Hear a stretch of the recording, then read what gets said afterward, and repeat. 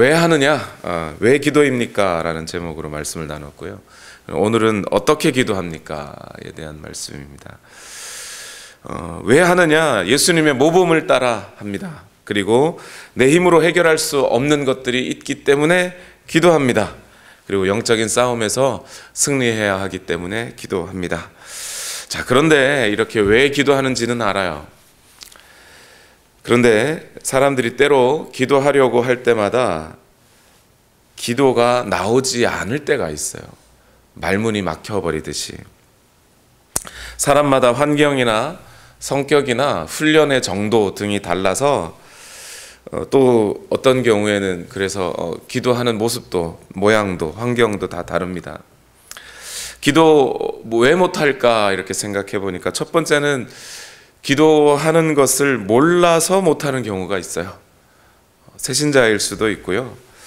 또 어떤 경우는 오랜 시간 동안 기도하는 습관을 이렇게 놓치고 살다 보니 기도를 너무 쉬워서 어떻게 기도해야 되는지도 모르고 다 잊어버린 경우도 있을 수 있어요. 또 어떤 경우는 대부분은 또 기도할 환경이 주어지지 않아서 기도를 못하죠. 정말 현대인들 바쁩니다. 또 그 바쁜 사이에 기도하기 어려울 때도 있고요. 또 어떤 경우에는 가족이나 사랑하는 사람이 죽었다거나 또는 경제적인 파탄에 빠졌다거나 하면서 정신적인 어떤 여유가 찾아지지 않는 분들도 있을 수 있죠. 그리고 기도 못하는 경우들이 또 있어요. 이 세 번째는 그냥 제가 가만히 생각해 보니까 딱히 이유가 뭐라고 붙이기 어려워서 그냥 기타. 기도하지 못하는 경우가 되게 많아요. 생각보다. 영적인 무기력에 빠져서 기도할 마음도 잘 나지 않는 경우도 있고요. 또 기도하려고만 하면 환경이 문제가 아닌데 환경은 문제가 아닌데 왠지 모르게 기도가 안 돼요. 기도 시작만 하면 꼭 방해를 받아요.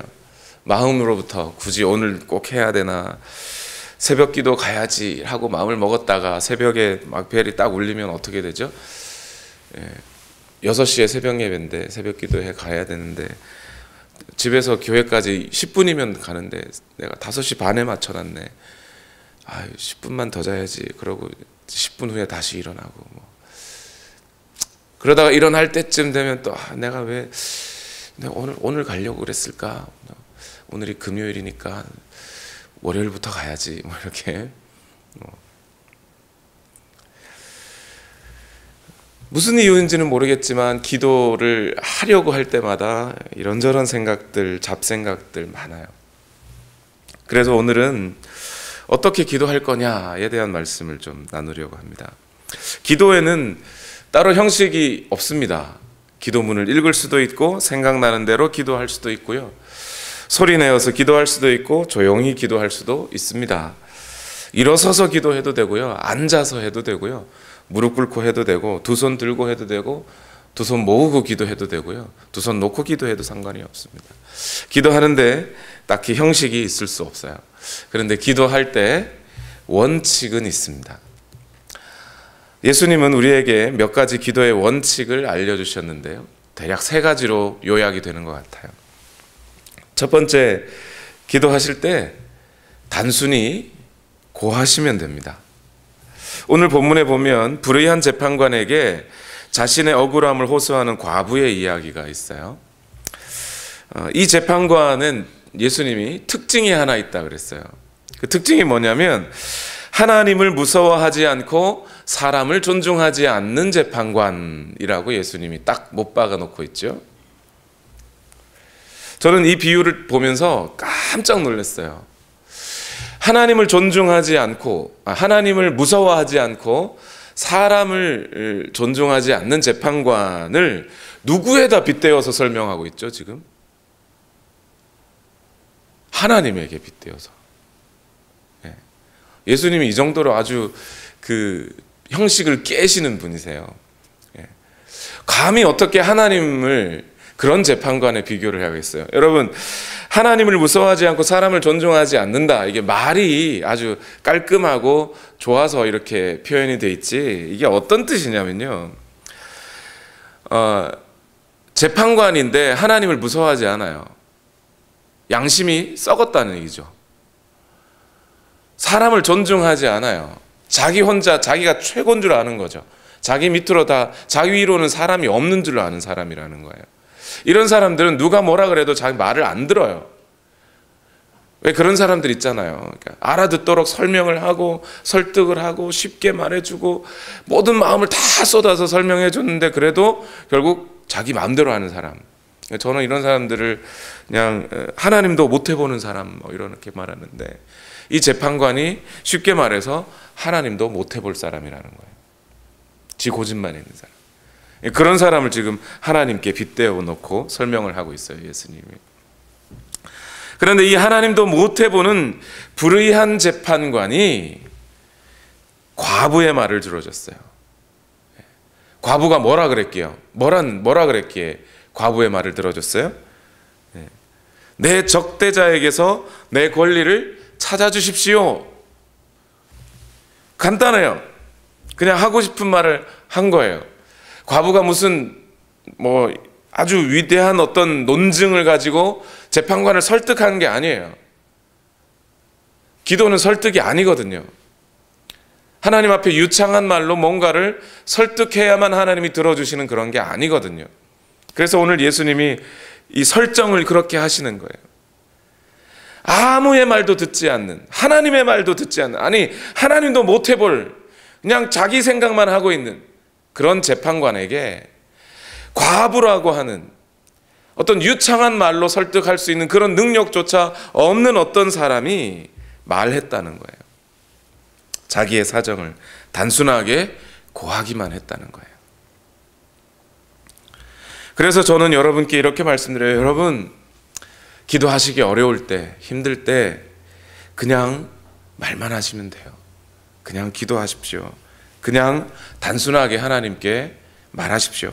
힘들면 힘들다고, 기도가 안 나오면 기도가 안 나온다고, 기도하기 어려우면 환경을 좀 열어달라고, 기도하고 의심이 생기면 믿음이 있게 해달라고, 아프면 아프다고, 모르겠으면 모르겠다고, 때론 무기력하면 신음소리라도 그렇게 하나님 앞에 내면 돼요. 왜 그러냐면 오늘 하나님께서 우리에게 원하시는 것은 사람과의 교제이기 때문이거든요. 만나고 싶고 말 들어주고 싶고 그게 하나님의 마음이거든요. 데살로니가전서 5장 16절에서 18절 말씀 여러분 암송하시죠? 시작. 모르시겠는가요? 예. 항상 기뻐하라, 쉬지 말고 기도하라, 범사에 감사하라. 이것이 뭐라고요? 그리스도 예수 안에서 너희를 향하신 하나님의 뜻이다 이랬어요. 이게 뭐냐면 이게 쉬지 말고 기도하라, 항상 기뻐하라 그러니까 아우 명령이야, 부담스러워, 힘들어. 예, 이것이 뭐라고요? 하나님의 뜻이라고요. 하나님이 원하시는 거라고요. 우리가 기도하기를 하나님이 원하고 계시다고요. 기도라는 게 뭐 그렇게 막 고차원적이고 막 인간의 학문의 모든 것들을 총동원해야 할 만큼 그렇게 막 이렇게 어려운 그런 게 아니거든요. 하나님은 기도해라. 왜요? 하나님이 그걸 원하고 계시다는 거예요. 교제하고 싶다는 거예요. 만나고 싶고. 한 선교사님의 말이 있었어요. 자기가 딸이 한 명 있는데 그 딸이 자기의 마음을 가장 아프게 하는 말이 뭘까를 생각해 봤대요. 딸이 아빠한테 아빠 나 시험에 꼴찌했어. 그래도 아빠는 좀 충격은 먹겠지만 그래도 그래 다음에 또 기회가 있을 거니까 하고 위로해 줄 수 있을 것 같다는 거죠. 만약 딸이 아빠한테 나이가 한 13, 14, 15, 16 됐는데 딸이 아빠한테 와서 아빠 나 임신했어. 애 아빠는 누구니? 저쪽 16살 친구야. 뭐 이러면 놀랄 것 같다는 거죠. 그런데 그것도 가장 아프게 하는, 마음 아프게 하는 말은 아니라는 거예요. 아빠, 나 저 몽고에 선교사로 갈 거야 이러면 아빠 충격은 받을 것 같대요. 근데 그것도 아빠의 아픈 마음을 아프게 하는 말은 아닐 거라는 거죠. 만약 시험에 떨어지면 아빠는 가서 도와주고, 임신했다고 해도 가서 용서해주고 뒤처리해 주려고 할 거고, 저 몽고에 그 사막 한가운데 선교사로 가게 되었다고 하더라도 아빠는 그를 위해서 기도해 줄 수 있고 도와줄 수 있어요. 그런데 만약 딸이 아빠에게 아빠, 난 아빠가 필요 없어, 그러면 그것이 가장 마음 아픈 말이 될 것 같다는 거죠. 오늘 하나님께서 우리에게 쉬지 말고 기도해라 라고 해놓고 이것이 하나님의 뜻이다 라고 말하는 것이 그거라는 거예요. 아픈 거 알아요. 하나님이 힘든 거 알아요. 고통스러운 거 알아요. 때로 무기력한 거 알아요. 환경이 잘 열리지 않는 거 알아요. 기도하려고 마음 먹으면 잡생각 생기는 거 하나님 알고 계세요. 그러나 하나님이 오늘 그 중에서도 원하시는 것은 여러분이 기도해서 마음을 하나님께 여는 것을 지금 원하고 계시다는 거죠. 기도를 제대로 드려야만 한다고 하는 오해 버리시고, 이거 잘못 기도하는 거 아닌가 하는 생각도 일단 내려놓고, 내 기도가 너무 초라하지 않은가 부끄러워하지 마시고 단순하게 구하십시오. 그러면 됩니다. 두 번째, 예수님이 알려주시는 두 번째 기도의 원칙이 있는데 그것은 진실하라는 거예요. 진실하라. 오늘 본문 비유에서 예수님은 하필 비유에 등장하는 사람을 왜 하필 과부로 하고 설정을 하셨을까요? 과부는 당시도 그렇지만 지금도 그렇지만 당시에도 사회적인 약자였습니다. 아무도 돌아봐 주지 않는 사람들에 속해요. 재판관이 그 청을 들어주지 않으면 누구도 과부의 어려움을 돌아보지 않는 상황에 있는 사람들.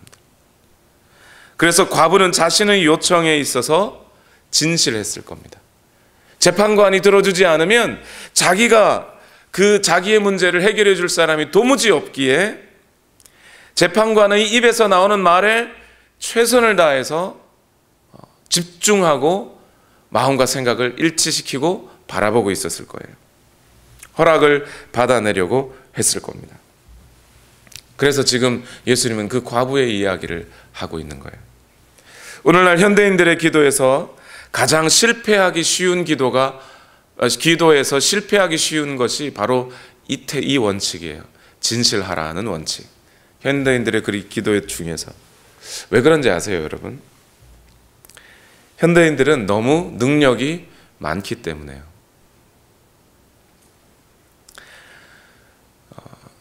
아프면,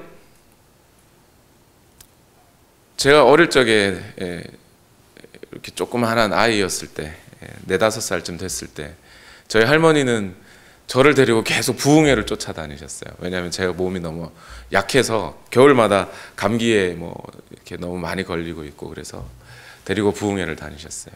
부흥회 가서 병 낫기를 기도하신 거죠. 오늘날에는 현대인들은 너무 많이 알아요. 감기 딱 진단까지 다 하잖아요. 너 알러지야, 너 감기야, 몸살이네. 그러면 뭐가 필요한지도 알아요. 약이 필요해. 의사한테 가봐야 돼. 이건 여기 있으면 안 돼. 저기 가봐야 돼. 너무 잘 알아요. 그래서 기도하지 않아요. 또 기도해도 하나님이 들어주시지 않으면 이 문제는 누구도 해결해 줄 수 없다는 생각이 별로 없어요. 하나님이 들어주시지 않으면 약으로 해결하면 되지 뭐. 어차피 이건 의사가 진단해서 병원에서 해결해 봐야 될 문제야. 저는 아프다고 병원 가지 말고 아프다고 약 먹지 말라는 뜻이 아니에요. 무슨 말씀인지 여러분 이해하시겠죠? 우리가 기도라는 것을 할 때 너무나 많이 알아요. 어떤 문제, 사람과의 관계의 문제가 있을 때 심리학 책을 우리는 너무 많이 알아서 이것이 MBTI에서 무슨 사람과의 관계가 저 사람은 E고 나는 I야. 그래가지고 이 문제가 생기는 거야 라는 걸 너무 잘 알아요.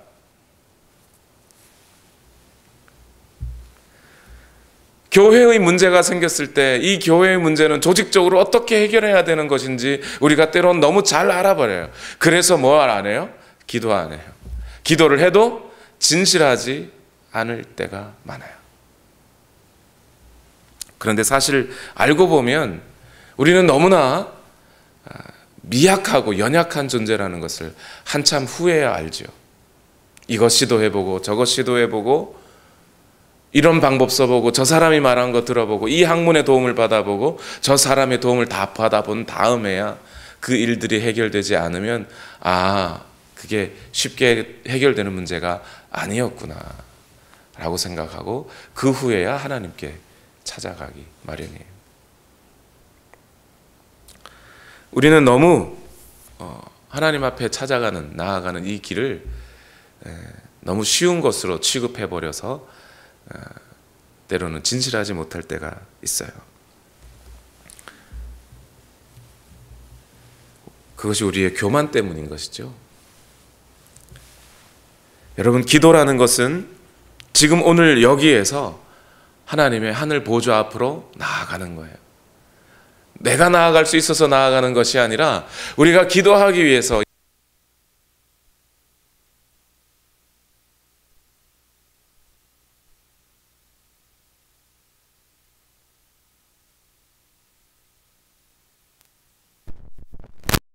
기도를 드리는 거예요. 우리의 장소가 어떠하든지, 우리의 마음이 어떠하든지, 우리의 느낌이 어떠하든지 그런 것과 관계없이 오늘 우리는 재판관 앞에 선 과부처럼 모든 것을 다 하실 수 있고 알고 계신 그 하나님 앞에 아무것도 할 수 없는 내가 나와 간구하고 있는 거라는 사실이에요. 그 사실을 오늘 우리가 인식할 때 진실하지 않을 수 없죠. 때로 우리가 기도하려고 무릎 꿇고 있으면 사람들의 비난 소리가 막 들리는 것 같아요. 이제는 기도도 평소 안 하다가 오늘 기도했네 뭐 이러면서 가식적인 거 아니야? 라는 생각을 사람들이 하는 듯이 내가 느껴질 때가 있어요. 여러분 걱정하지 마십시오. 오늘 당신은 지금 기도하려고 하는 바로 그 순간에 살아계신 하나님 앞에 있는 겁니다. 성경은 누가 봐도 적절하지 않은 그런 사람들의 기도를 들어주신 사례를 정말 많이 들고 있어요. 성질이 급해서 사람 한 대 때려서 죽여버린 모세나, 분별력이 모자라서 나실린 사역을 어겨버린 삼손이나, 쉽게 토라져 버렸던 요나나, 사악한 므낫세 왕이나, 살인과 간음까지 저지르고 나서 후회했던 다윗이나, 죄인이라고 비난받았던 세리에 이르기까지 성경은 그런 사람들의 기도를 하나님이 다 들어주셨다고 말하고 있어요. 언제요? 그들의 마음이 진실하게 하나님께 열릴 때, 그 조건과 환경과 자격과 관계없이 언제든지 그들의 기도를 듣고 계신다는 것을 알고 계시기를 바랍니다. 마지막으로 오늘 본문이 우리에게 주시는, 예수님이 우리에게 주시는 기도의 원칙은 포기하지 마라는 겁니다. 여러 가지 비유들이 있지만 그 비유들 중에 중심 주제를 밝혀놓은 비유는 생각보다 많지 않습니다. 예수님이 그냥 비유로 이럴 때 저럴 때 말씀하셨어요.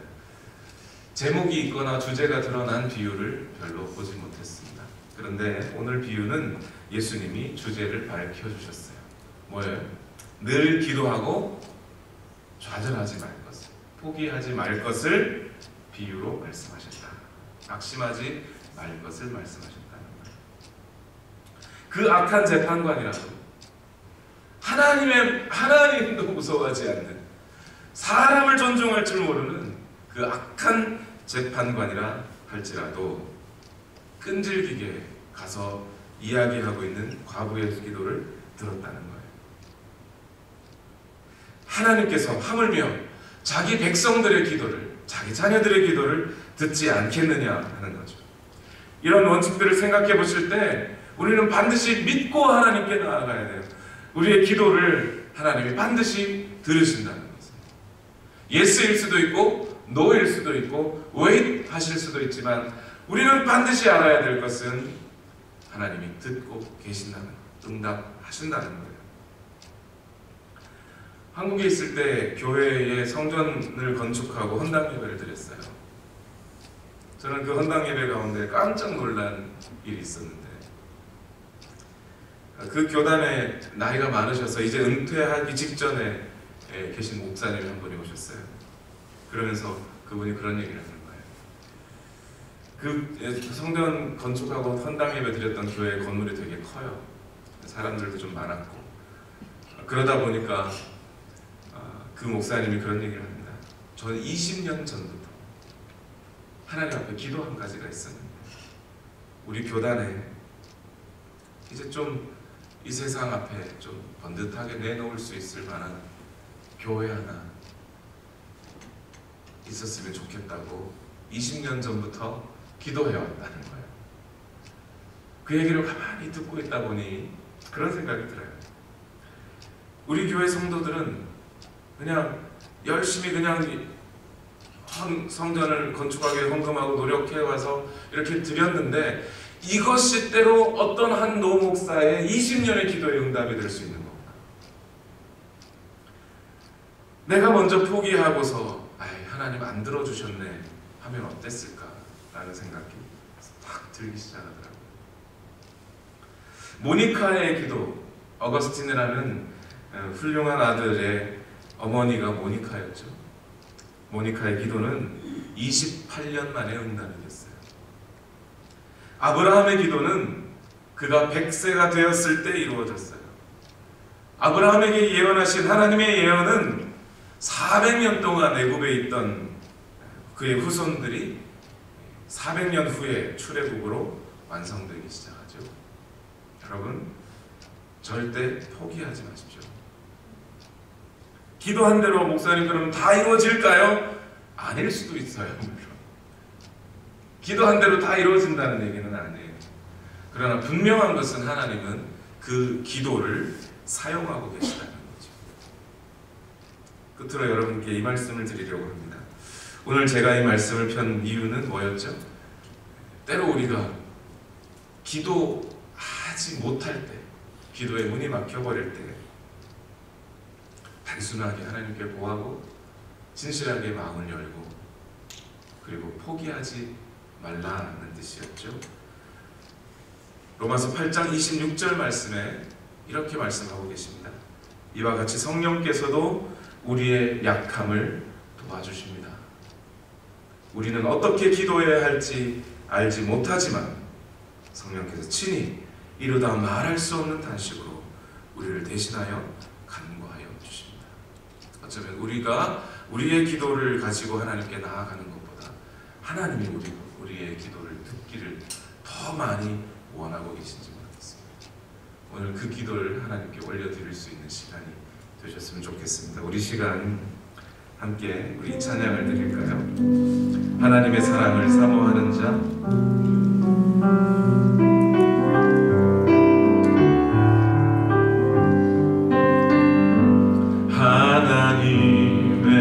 사랑을 사모하는 자, 하나님의 선함만을 바라보는 자, 너의 모든 것 창조하신 우리 주님이 너를 얼마나 사랑하시는지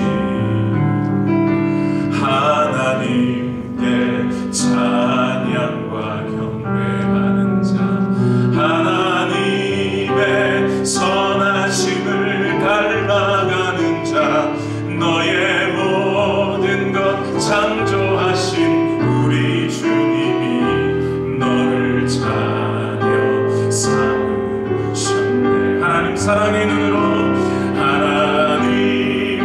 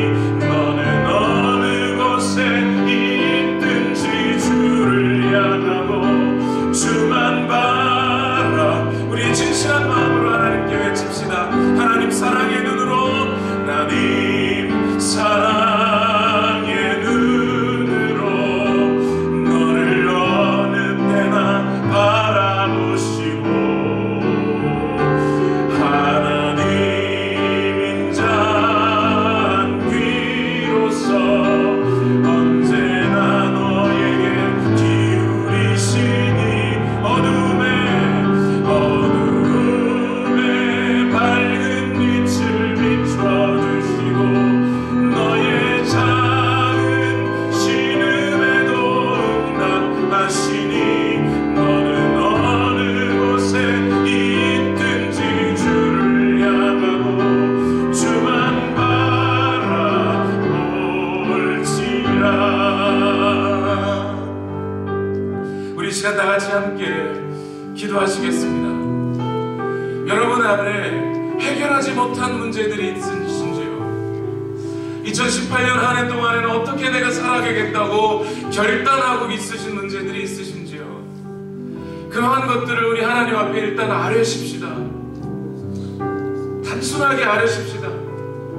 그리고 진실하게 나는 하나님 앞에 내가 아무런 능력이 없는 자요, 할 수 없는 자임을 인정하고 이것이 하나님께서 들어주시지 않으면 아무도 나를 도와줄 자 없다는 마음, 그렇게 하나님 앞에 우리의 마음을 집중하고 진실하게 아뢰십시다. 그리고 끝까지 포기하지 맙시다. 하나님은 반드시 우리에게 그 응답을 주실 것을 약속하셨습니다. 우리는 그것을 때로 내가 원할 때 내 생각에 원하는 바로 그 시점에 그 약속이 이루어지지 않는다고 하여 쉽게 포기하기 마련입니다.